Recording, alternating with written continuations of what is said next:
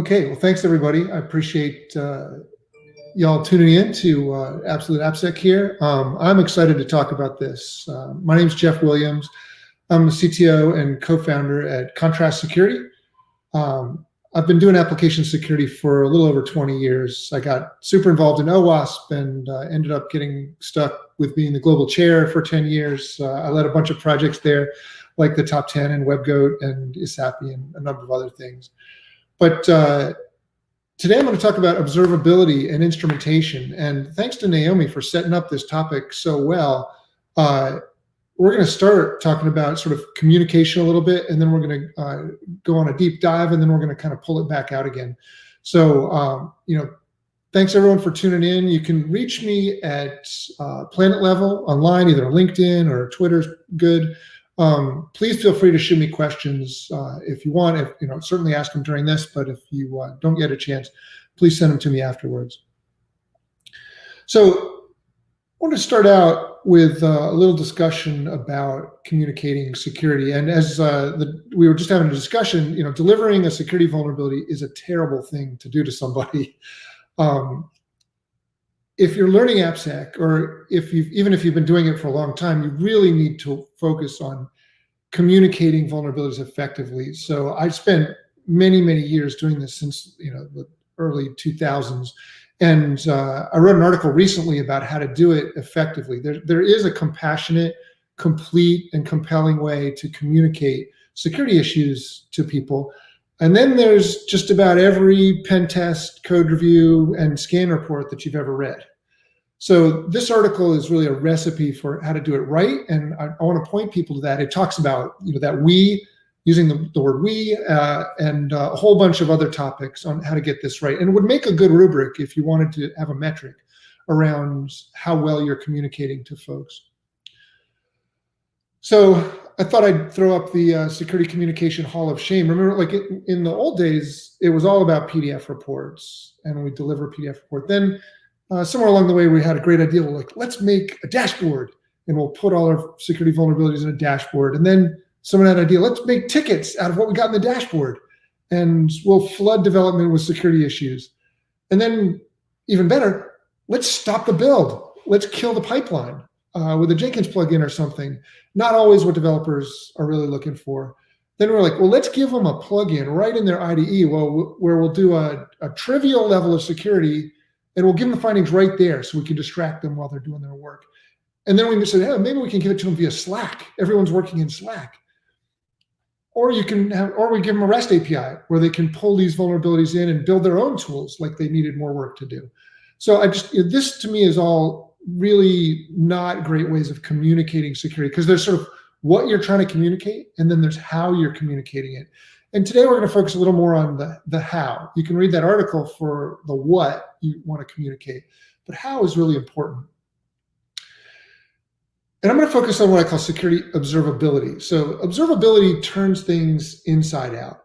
Rather than scanning and testing and poking and prodding, observable things expose what you need to know about them. So it's something that's built in. It's a property of things that we create. And security observability is really about exposing the security attributes of those things, of basically everything in our threat model, right? What do we want to know about the systems that we create? We want to know attributes that are related to our threat model. And observability is generally unlike scanning or testing. It's continuous, it's real time, it's generally accurate because it's being measured directly from within the thing, and it's exposing its own data, as opposed to sort of working without context with being a scan. So imagine if it wasn't such hard work to discover all these things that we want to know. Imagine if they were being exposed. I believe when security is observable, we can make feedback loops much, much tighter. That will allow us to minimize backlogs, and we can really focus on making smart decisions about risks, as opposed to just sort of managing the insecurity. Okay, so that's security observability. And I'm sure everyone's like, yeah, sure, Jeff, but how? Okay, I'm getting there. Let's chill. This is the 9450. It's an instrumented basketball. And it's got a bunch of sensors inside it. And as you play normally, you dribble and shoot and pass and so on, the 9450 is there measuring things about your game, the arc of your shot, misses and makes, dribble speed, a whole bunch of other stuff. And it's got a bunch of drills and coaching in the app that comes with it. I love this thing. After an hour, it let me know I was shooting too flat. And it was super useful feedback. When you instrument the basketballs, the role of the coach changes. So while instead of being involved in every single drill, now coaches can be much more strategic. They can scale and they can monitor all their players instead of having to work individually with each one serially. All it took was a few sensors in the basketball. And it's the same thing in other fields. We use instrumentation in medicine. Many of you are probably wearing a smartwatch or a smartphone. Those things are measuring your health and will do increasingly more and more. That's going to change the role of the doctor and change medicine forever because of scale issues. I only go to the doctor once every few years, and that's really inefficient. It's much more efficient for me to be constantly monitored, and then the doctor can take advantage of all that data, telling me I'm sick even before I know. So again, instrumentation changes economics. Good news, instrumenting software is super easy. We've been doing it for decades, and it's amazingly powerful. This is exactly how tools like New Relic and AppDynamics work for performance, and we can do this for security as well. So this is how instrumentation typically works. As the code down here loads into memory where it runs, there's some kind of loading process. And different languages do this a little bit differently, but somehow it gets in memory. And as it loads, you can hook that process and add sensors to that code that's being loaded. So the instrumented code that gets into memory now has security sensors in it that will operate as part of the running app. And really, they're just like you built those sensors in if you wrote them into the source code. We're just adding this code into the application in a different way, which is useful, rather than trying to get developers to write all that code. And that would be, I think that would be really insurmountable. So this is a really surgical way of getting sensors into your applications in exactly the right places so that you can get great telemetry from inside your application. And you can measure anything about your code that you want. The only limit is your imagination. I'm going to show you a bunch of things you can do today. I like to think of it like this. I imagine that there's, these sensors really are like a person running inside the application. And if I tell that person what to look for, they can gather all this information and report it out to me in real time. And you don't have to attack your application or anything to do this. You can just watch what's really happening inside the running application. And historically, you would have had to write an instrumentation agent in order to do this. But today I'm going to tell you about a way to do this without having to write any code. This, I think, will enable a lot of people to do their own security testing and get visibility into security that they couldn't have gotten any other way. In effect, we're going to make this application have security observability. So it's actually not that hard to write your own instrumentation, but I think it is a sort of a bridge too far for most people and a lot of security folks. So I created an open source project to make this much easier. This project tries to hit the right balance between sort of expressiveness and simplicity of defining sensors and creating them and deploying them. So there is a balance there. You can go crazy and make really complex sensors, or you can try to keep them simple. What I've done is try to balance those things and make a really powerful security sensor that isn't too hard for anyone to create. There's really two pieces of JOT. There's the JOT library. So this is just for Java today, but I'm hoping we can make observability toolkits for other languages as well. But there's a library that you add to your application. And then there's JOT files, which define the sensors and output that we want to gather from within the running application. And you can check that project out. It's, like I said, free and open source. So here's a ridiculously simple example. And I'm going to show that instead of showing the slides, I'm just going to demonstrate this. Okay, so let's take a look at a JOT. So we're going to look at SQL queries here. And we're going to just look at simple JOT that you can use. So this JOT here has really one sensor to get the routes out of the application, and then another sensor, this one's simple, that just flags unsafe queries. So if you're using any of these unparameterized queries, this sensor will fire. We're going to exclude prepared statement because that's not typically vulnerable. And we're going to capture the arguments to these methods. So this is actually a Spring expression. So you could, instead of just saying args, you could put in args and use methods on that. You can put in complex expression that are essentially code here that you want to run inside your sensor. So this is a powerful way of extracting exactly what you want. If, I don't know, maybe you want to uppercase the query before you look at it or something. And then we get a simple report, which is just a series of these queries. So to use this, we're going to set an environment variable. Let me move this to the screen so you guys can see a little bit easier. So we're just going to tell Java to use our JOT file here, our SQLi.jot. We're going to tell Java to use this Java agent with our JOT library, and then we're telling it to use this particular JOT. Then we're just going to run our application normally. So I'm going to use an application written on Tomcat here. It's called Ticketbook.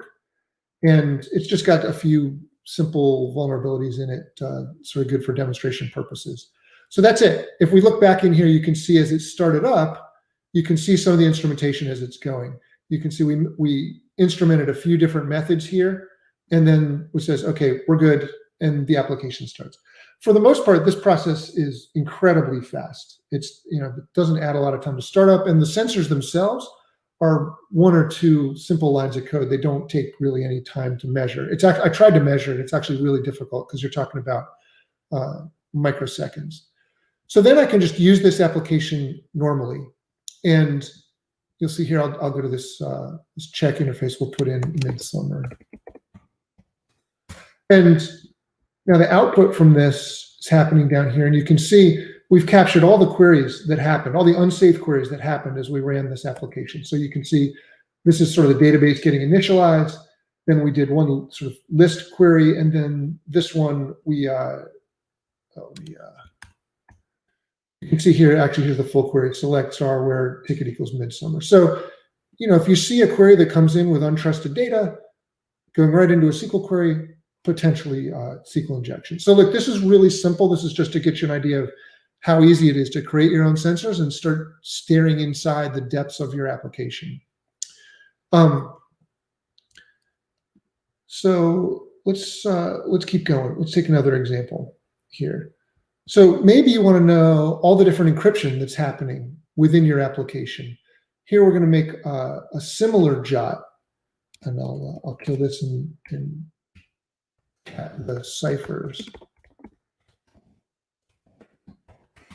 This is interesting. So same kind of thing. We're going to capture the route with our first sensor here. We're going to, oops, cursor disappeared.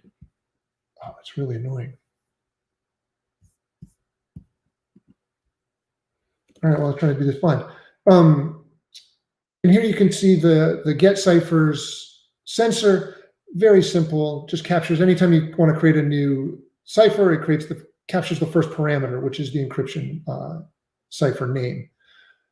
So we'll set our variable to ciphers JOT, run the application the normal way again. And this is, how am I going to do this without seeing the cursor? This is super annoying. All right, so I'm kind of clicking blind here. So I'm accessing a few different pages here. And what you'll see is we're identifying the, oh my God, the queries over, there's back. We're identifying the right queries, the right ciphers over here. So you can see exactly what ciphers are used on each of these different pages. I think one of these pages has multiple, you can see page E here has multiple different encryption algorithms in it for one reason or another. And actually it's interesting if you try to run a command shell, just a normal one, not even exploiting it or anything, it is interesting. You see like a bunch of SSL ciphers getting generated under the hood. This is because we're analyzing the whole application. not just the custom code, but all the frameworks and libraries and the app server and everything in the runtime. We're analyzing all of that together, so we can get insights that would be very difficult to get using something like static analysis. Okay, so there's a couple really simple examples. Let's do something a little more exciting. Let's talk about access control. So the guys on the phone that I used to work with when we were doing work for Vanguard, we know access control is really important. So it's one of the most critical AppSec areas. It's been in the OWASP top 10 since 2002, and it's one of the least tested areas of application security because it ends up being a lot of hard work. I used to love doing access control testing because if you dig into it, you can always find some really interesting things. So let's take a look at how we might dig into this with JOT. Here's a sensor that, again, we're starting with the get routes. That's just to tell us, sort things by URL, essentially. We're going to get users here. And here you can see a little more sophisticated capture. We're now capturing a method on the first parameter to the service method, which is the HTTP request. And then if it's null, we'll set it to guest. So that's nice. And then this get role method here, this is really the workhorse. We're getting the first parameter to the isUserEnroll method.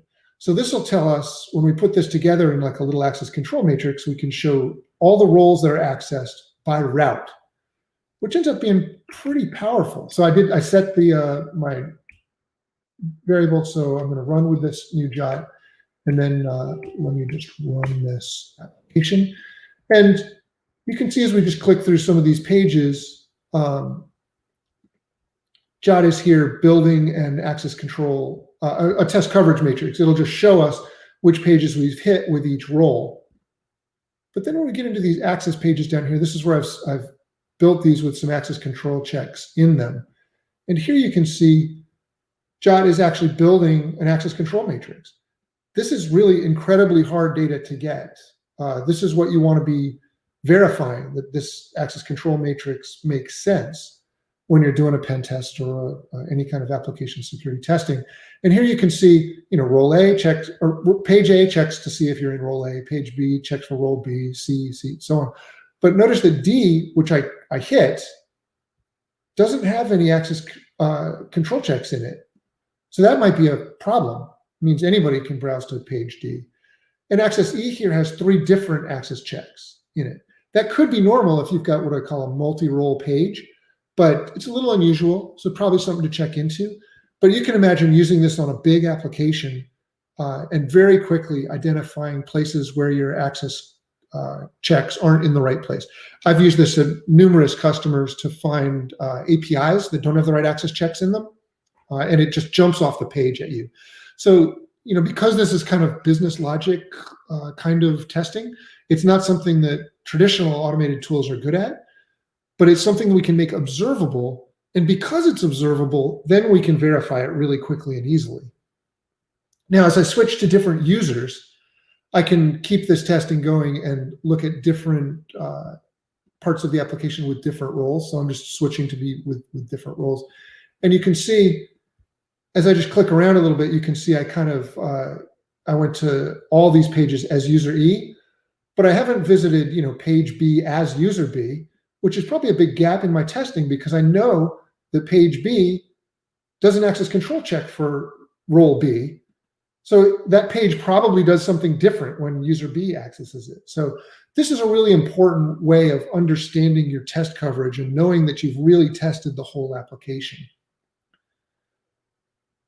Okay, so I think that's really cool. This is a powerful way of thinking about your applications. Now, I talked about pen testing a little bit.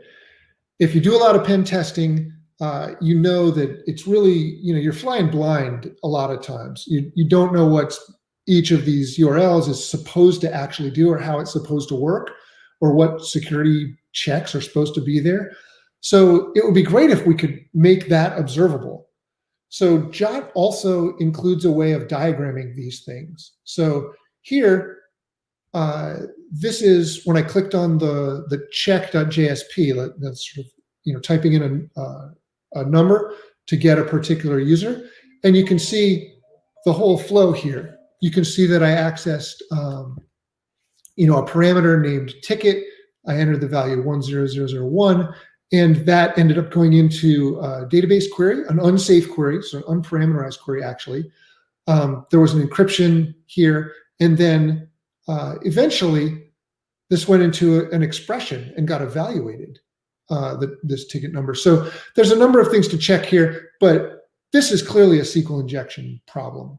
And just by knowing, sort of what's going on behind each of these URLs, I think we can make pen testing much more effective. It is cheating a little bit, but it makes your completeness much better and you're testing a lot faster. So this is super easy to do. You can actually define any sensors that you want. So visibility to any methods that you want, you can just add that to your JOT. I actually have one big JOT that contains, a lot of the interesting methods in Java from a security perspective. But if you want insight into, say, I don't know, MQ use, you could create a JOT, use an application, and get really great insights into exactly how MQ is used and which URLs lead to MQ, so you know where to focus your testing. This is another route. This one is an injection, expression language injection problem. You can see here, same kind of thing, except in this case, get parameter ends up going right into this expression language vulnerability. So this is, the problem that got Equifax hacked. It's pretty common, but it's very difficult to know. And notice I just typed in, midwinter. I didn't have to put in the expression to get it to fire. So this is an interesting way of testing your application without having to go through every single field and enter an expression like this. And then this last one is the command injection that we just looked at. And this is the same kind of thing. You can just see the routes here. I just pointed this out because it is interesting. All those encryption calls, you can see they're inside runtime.exec. As you go through this page, there's, somehow through the runtime exec logic, which actually points input streams and so on, you end up creating an SSL connection here, which is unexpected to me. So often when you run these things, you'll see a lot of weird stuff that you didn't expect that's really fun to go. It's like the vulnerability hunting version of threat hunting. Okay, let's do another example. This is really about communicating with developers better. And at the beginning of this talk, I mentioned a whole bunch of ways that I think are really kind of painful ways for communicating with developers. But what if we could communicate security issues to developers via test failures? So I want to give you this example, and I'm going to show this. This is a test case. This is a very simple JUnit test case. And you can see one of these tests here, I just chucked this in here as a test case that calls runtime.exec. So it's creating a native process. And what if we had some policy that said, hey, you shouldn't create external processes. You should actually find a library that does that function. That's to minimize the risk of command injection. Okay, that's a reasonable policy. So let's see if we can put together a JOT that will help us find this. So I'm going to show this JOT here.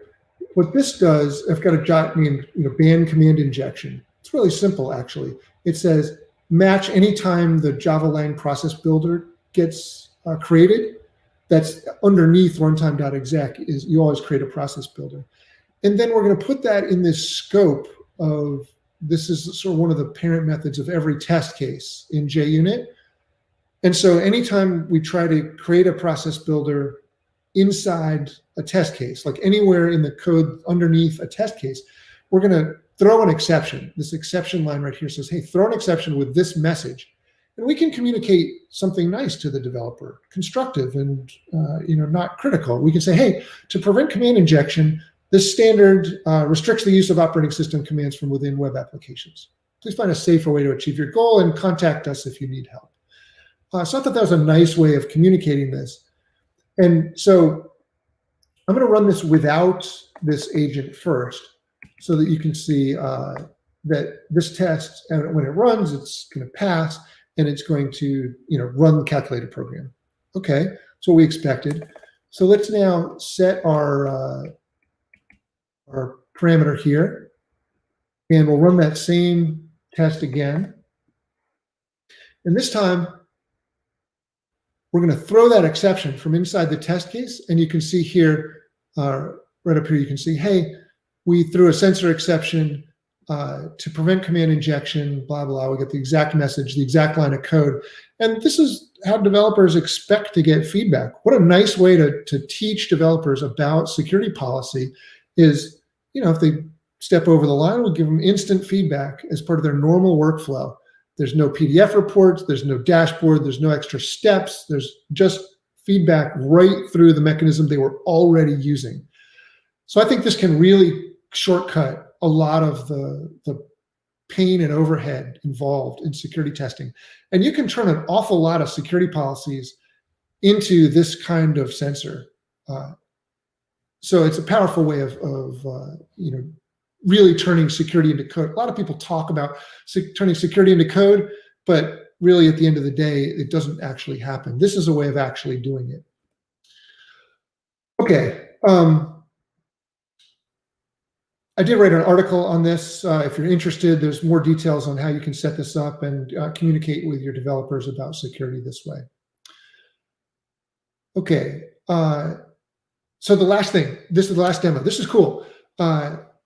What if we could use this kind of sensor to prevent attacks in production? That's interesting. Let's take a look at this. So I've got my application here, and I mentioned this expression language injection lesson here. And you'll notice, there's an expression language injection problem in this, but you don't notice it if you just type in normal data here. There's no way to know that underneath the hood that if it was an expression, it would get evaluated as an expression. So a lot of times you have to go in and enter some simple expression to get that evaluated. And then sometimes in the output, you can see that it was an expression and you might think, oh, wow, that might be exploitable. But oftentimes this is really hidden deep within the application. So JOT can help you find those problems. We saw that before, but could it help us prevent them from being exploited? If I put in an exploit here, something like runtime, exec,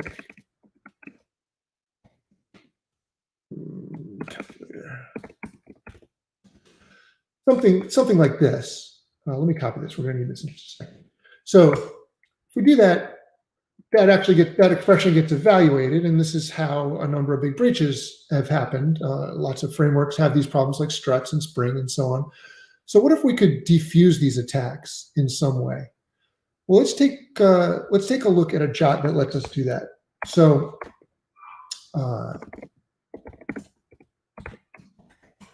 this JOT, the workhorse here is this part of this JOT. And what this does is this prevents the dangerous stuff from happening during an expression evaluation. So we want expression evaluation to happen. We want, normal expressions to be evaluated, but we don't want the harmful stuff. So we don't want things like people starting native processes or opening sockets. And you could expand this list to include like creating files and things like that. We don't want that to happen while you're evaluating an expression, because an attacker might exploit that. So here what we're going to do is we're going to create a scope which says within the scope of this this API, this value expression.get value. And by the way, this covers all the different expression language engines that implement this. You don't have to go, like with the SQL example, for example, we didn't have to go put in MySQL driver and Oracle driver methods and all those things. We just used the super class, the API itself, and we put our sensor on that. And JOT takes care of instrumenting all the children.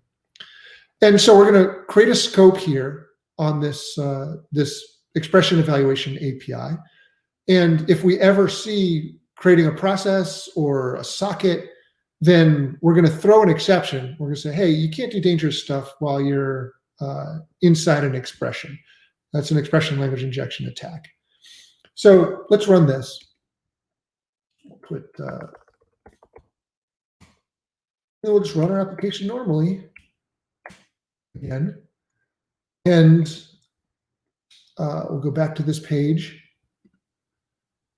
And you can see this, this page works just fine. No one would know it was even broken. In fact, you can even put in non-malicious expressions here and it still works just fine. But if we put in a malicious expression and try to evaluate it, JOT will intervene. And you notice here's our exception message that we set in the JOT file. Expression language injection attack detected and blocked by the JOT EL sensor. So this is something that you can imagine putting in production environments. I think it's a little dangerous to run without this kind of runtime protection for many of the common kinds of attacks. It's not difficult to identify and protect most of the harmful consequences and even many of the attacks that sort of been in the OWASP top 10 for years really accurately here in a way that won't break applications, but only fire in the case of a malicious attack. Okay, so I think that's really powerful and something that we need to do a better job at. In fact, I'll notice that Matt Austin and Arshan Dabirziagi did a talk, I don't know, maybe a couple years ago at Blue Hat, talking about this this capability. And one of the things they mentioned was that we haven't really fixed any classes of vulnerabilities. We made buffer overflows a lot harder with techniques like ASLR and DEP. And because we built those into the platform, we were able to dramatically increase the difficulty of exploiting kernel exploits. So, or creating kernel exploits. And so it got much harder for the attacker. And we can do the same thing here. This is very much like ASLR DEP for the application layer, for these kind of web application attacks.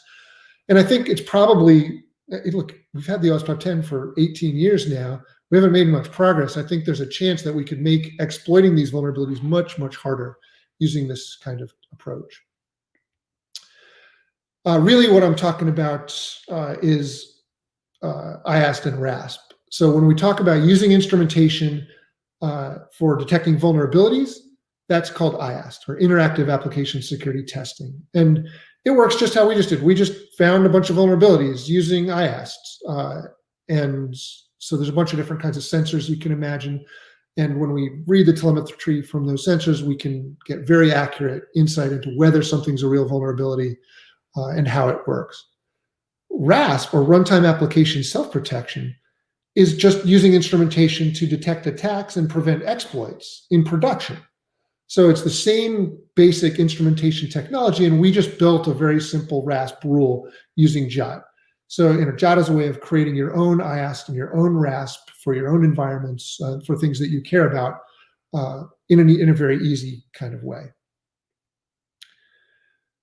What we've seen in a number of organizations is that using this approach to detecting vulnerabilities can have dramatic effects on mean time to remediate. And we believe that's because it's communicating with developers much better. So where this red line shows the SAST results, sort of industry standard, you can see it takes 4 months to get to median remediation using SAST. That's a long time. With an instrumentation-based approach, we get to the median within 7 days. And I think that's really a good indicator of whether we've actually shifted left and whether we're communicating directly to developers.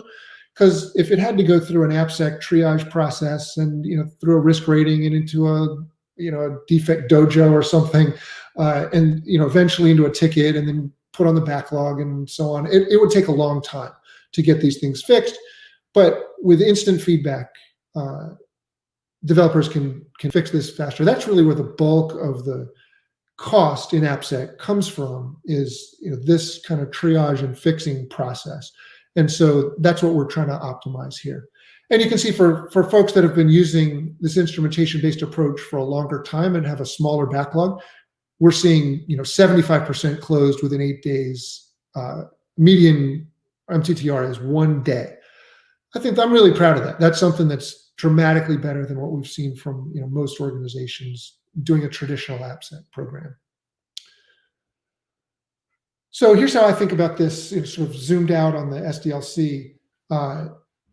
we get very different results using observability and instrumentation than we see with other approaches. So because we're measuring directly from within the running application, we get a much higher degree of accuracy. That means that you don't need as much triage, you don't need as many experts involved. You can give this feedback directly to developers. You can also give feedback on attacks directly to developers. And actually, I found that that's one of the most empowering things for development teams, is to, show them that their code is actually being attacked, and giving them the opportunity to understand the seriousness of AppSec and make these fixes, as opposed to just some vague, non-concrete kind of risk that they don't fully have understanding of. So when you have this instant feedback all the time, you don't build up a big backlog. Instead, you can get this feedback directly in your normal workflow without breaking stride. And if you can do it via test cases, as I showed before, you can even imagine developers just fixing this, cleaning up their test cases, getting it right, and then checking in clean code. That is dramatically more efficient and effective than sort of traditional approaches. And it will ensure that code will sail through the pipeline and get into production much faster. With ultimately, the whole point of this pipeline is to deliver value to customers faster. And so that's what we want to see. We don't want to see a little trickle coming out the end of this pipe here, because we've put so many gates and guards and process interruptions in place that it takes forever to deliver value to customers. Ultimately, I think that's the key to DevSecops, is getting this observability so that everybody's working off the same sheet of music. So look, I've been doing this for a long time, and we've tried a lot of things in AppSec that haven't worked over the years, from scanning and responsible disclosure and maturity models and pen testing, and none of those have really changed the economics of application security. And I'm not trying to say that technology alone can solve our security issues. Good security requires a mix of people, process, culture, technology. But I do think that if we have this philosophy of making security observable, that developers and security folks can collaborate easily. And ultimately, I think that's the key to unlocking progress in application security. It'll reduce cost, it increases assurance, and ultimately, we want to see that fully automated pipeline that delivers innovation and value to customers faster. So with that, I'll pause here and love to take anyone's questions, hosts and participants alike.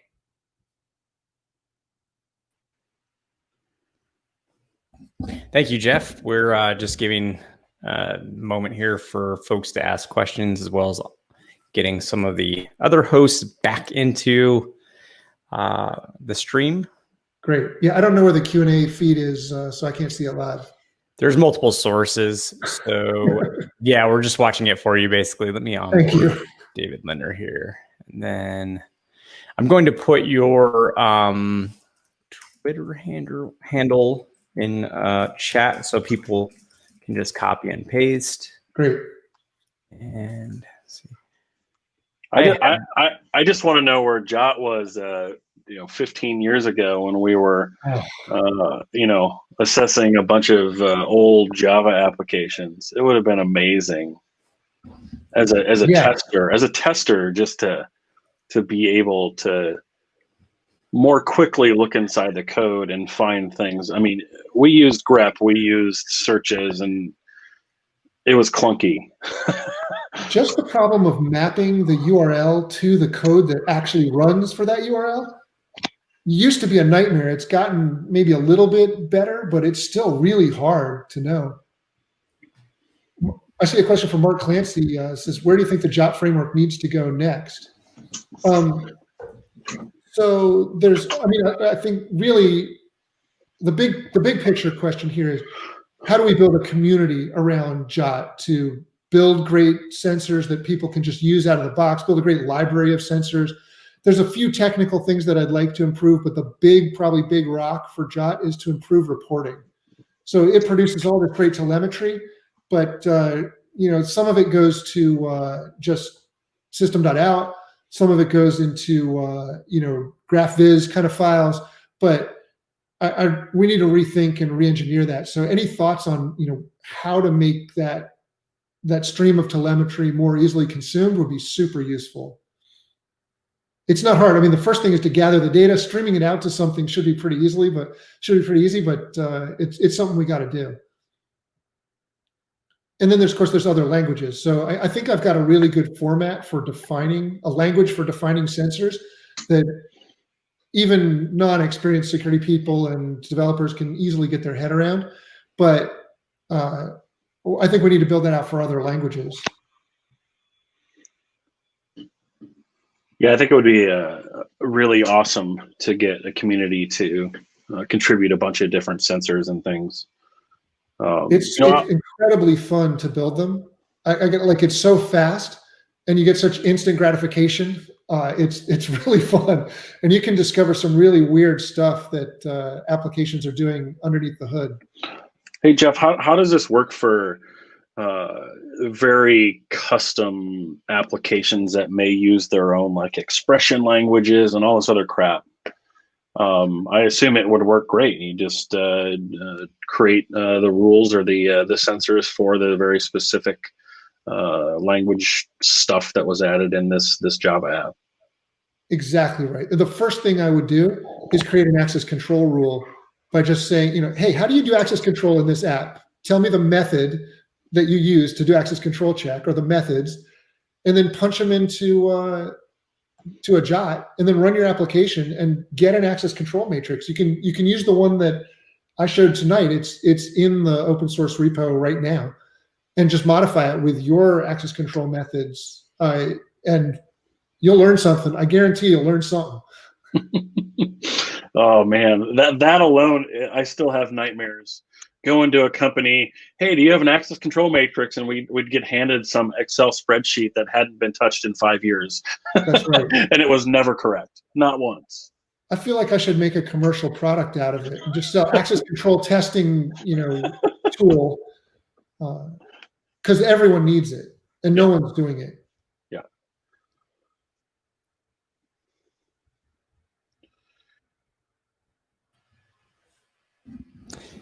Sweet. Well, so I don't see any other questions, but yeah, so great presentation, super interesting. Definitely love any tooling that allows me to do more inspection of an app as a person that does that for a living. So really super helpful. Thank you so much for your time, your energy, the work you put out, everything, Jeff. Thank you. I really appreciate it. Thanks. I see Janet said, hey again. But yeah, I don't see any other questions. Hey, Janet. All right. Does anyone have anything else before we say goodbye to Jeff and bring in our next speaker? Thanks, Jeff. Yeah, nice job, Jeff. Really appreciate it. This is an awesome conference. Thank you. Thank you. It's what we can do in this day and age. So, all right. You have a great one.